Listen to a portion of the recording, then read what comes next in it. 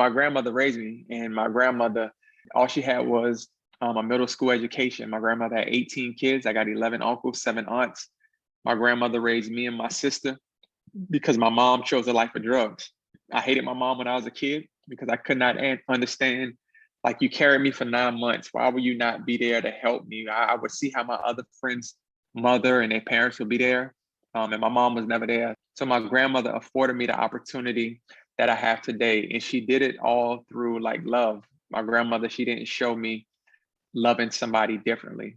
The same way my grandmother loved her white friend when I would go to her house, Miss Smith, and we would pick peas with Miss Smith, and then we would go shell out peas on Miss Smith's front porch.